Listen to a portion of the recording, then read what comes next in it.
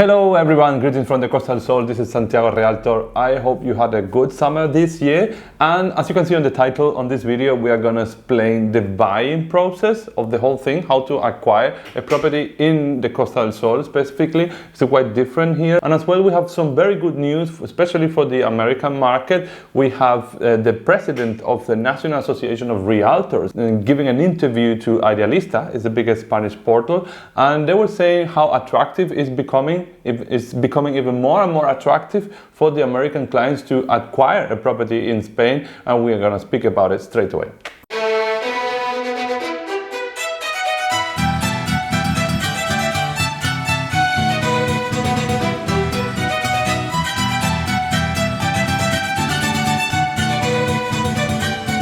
The number one step that we will do in case you work with me, for example, or with any realtors in Spain is very similar like in America. All the real estate brokers have access to MLS, and all the real estate agencies, they share the commissions. So it's a service which is completely free for the buyer, and it's always paid by the sellers, right? In a share commission between the agents. It's an MLS in the Costa del Sol called Resales Online, right? That's the first thing you need to know. So contacting a realtor or contacting a real estate agent like me is completely free. My first step is always like organizing an online meeting to make a video call, to know each other, to answer all the questions, to see the realistic viability of the purchase in Spain. And then I always gather all the requirements. If you need CVs, what's the budget, if you need a bit of a mortgage, to make sure you can have the mortgage in case it's something necessary. So that's always the first step. Organize an online meeting and make sure that you are 100%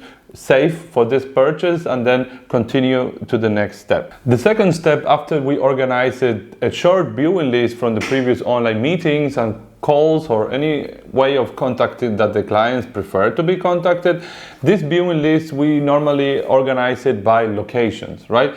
I don't like to do like a viewing list of hundreds of properties that the clients gets very confused, especially if they've never been in the Costa del Sol. If they see one property in Estepona, another in Marbella, and after the end of the day, they forget what they've seen. And my way of doing it is like we first organize 1 or 2 viewings in each location, right? But we spend most of the time in touring that location. For example, if you are interested in potentially buying a property in Estepona, I don't organize viewings for 5 properties in Estepona. I arrange 1 or 2 viewings in Estepona and spend the rest of the morning visiting the beach, going to the old town, checking what's the closest golf course and what can the area have to offer to really understand that location. Then we go to the property and visit the property that give you a better understanding what can you get for your budget there. So after that morning, or more or less 4 hours maximum, you are already having a good understanding about the Estepona area, and that's it for that day. Then the next day could be another location that potentially could be interesting for the budget to acquire more or less a property with your requirements. That could be Mijas area, and then we repeat the process the next day in the Mijas area, and this helps you much better and give you much more confidence to find the right location. After this second step, you tell me, yes, Santiago, I love the property I saw in Estepona, but actually I like more the Mijas area, but I would really love the La Cala Golf Resort. So we focus, once we have the area, we focus on everything for sale in that exact location, and we potentially arrange more viewings in that area to really discard all the other possibilities and make sure that you make the right choice of the property and the location. The third step, after you choose already the right property, then it comes to the reservation process. Normally, if you go for a resale property, for example, the reservation could be around 3,000 euros or maybe more, depending on the seller requirements, right?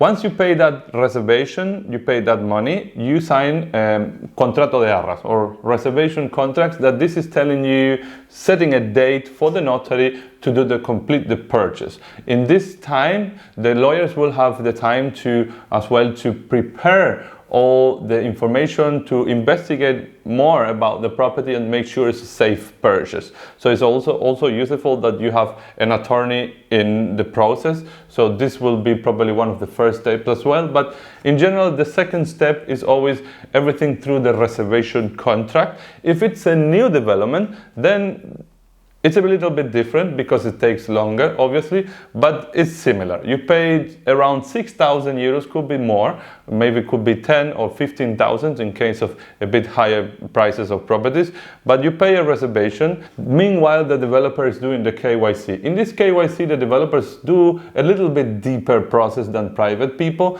to investigate really who is this buyer, and you have to pass through money laundering procedure. After that, normally it takes like a month or two, you sign a private purchase contract, and officially, where you need to pay normally about 20% of the value of the property, and you don't pay anything else until the end of the construction. In new developments, sometimes they also ask payments during construction, not necessarily, but regularly it's about 10 to 15%, 20%, it depends, but sometimes you also have to pay something during construction. But this is, in both cases, the general rule. Then the day has come, it could be a resale property or a new development, then you have your appointment at the notary. This is the moment to complete the purchase. You need to do the final payment.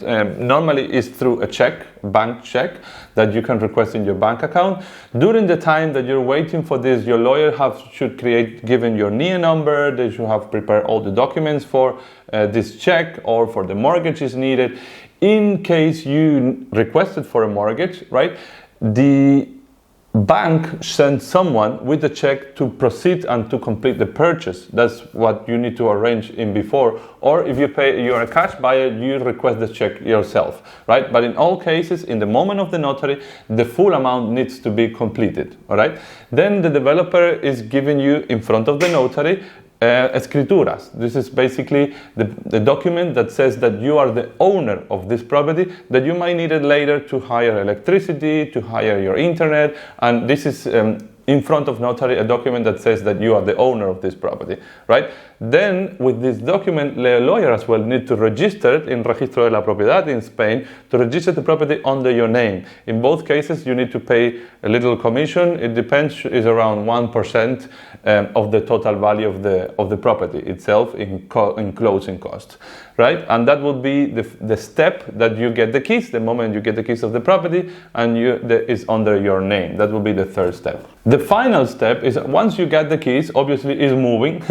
You might need, regularly when you buy a new development, what you can receive from this purchase, when you open your property with the keys, what you see inside is a fully equipped kitchen and a fully equipped bathroom, but not much more. The doors, the windows, you might need to buy some lights to your property. It depends, sometimes it's included, but the general rule that developers don't put any lamps. They prefer each person to choose whatever lamps they want. But fully equipped kitchen, fully equipped bathroom, and you might need to obviously to furnish the house. You will need to buy a sofa, you need to buy a bedroom, but compared to other European countries, the Spanish developers really give a very completed house, right? So that's a good thing. In the resale market, when you get a resale property, always depends. If you agreed in the purchase that you will be the furniture included, you will receive the house as you saw it on the viewings or not. It always depends. This is the moment as well that you have the inspections, right? You might need to check for imperfections, especially with new development. This is super important because the developers normally give you more or less 2 weeks to find all defections. They will send the technicians, you make an appointment with the services of the developer to choose to say, okay, the floor in this corner is broken, could you please fix this glass or change this window, things like this, little details that could happen in construction sometimes. On the resale market, on the other hand, when you sign a notary that you accept the property, you are on your own. That's a bit of disadvantages compared to the resale market, and as well, if you acquire property in bad conditions, you need to check because some defections that you find in your property could be let's say, for the community to fix. For example, I had a client once that the apartment was perfectly inside, very well maintained, but there were some pipes inside, in the interior of the walls that belongs to the whole building, and it got broken, and it was giving humidity to the kitchen. So she asked me, Santiago, I have this problem. Obviously, this was covered by the previous owner.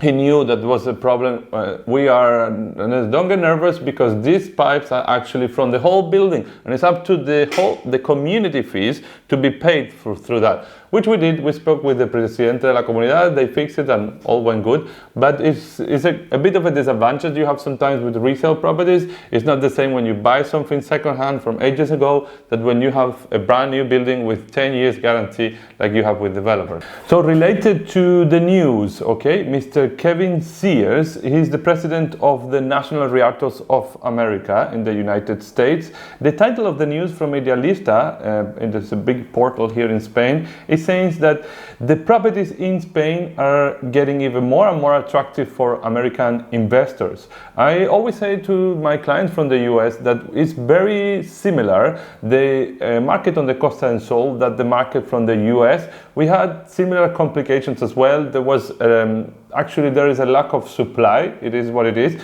same like in most of areas of the US. And as well, we have this big gap in construction due to the crisis in 2008. So it's very familiar, the whole process of purchase, as you saw on this video, and it's very similar as well, the market here than in the US. It behaves similar, especially in the south, in Florida, because we are very in the south of Europe, and because of the weather as well, is very comparable. Actually, I have a good friend who lives in Florida, and we are in touch very frequently, and I always ask him how the situations are going over there, because it's probably kind of the same thing what's going to happen here. The main difference that I find, Mr. Sears, according to what I read from your article, is like in Europe it's a bit more complicated to get the construction license and all the permissions to build. I know that from my personal experience. And in the US it's much easier. It's much faster construction. It's much easier to get construction license in most of the states. That would be the main difference. And beside that, the market in Europe is quite attractive for the American investor. The main reason I would say is because once you get into an age that you love to travel, being in Spain is like the gate to Europe. Spain and Portugal are very affordable prices compared to the US, and once you have a property here, you are very close to all the capitals in Europe. You are only 2 hours to Rome, 2 hours to London, you are 2 hours to Berlin, to Paris, so it's very affordable prices as well. And to have a home on this side of the ocean at these affordable prices is very attractive. And that's it. I hope you enjoyed the video of today. You take care. If you're willing to have an online meeting with me, feel free to contact me. In the description you can find a link to contact me directly to schedule an online meeting to answer all your questions and show you a copy of the property for sale right now. Okay, see you in the next video. Bye then.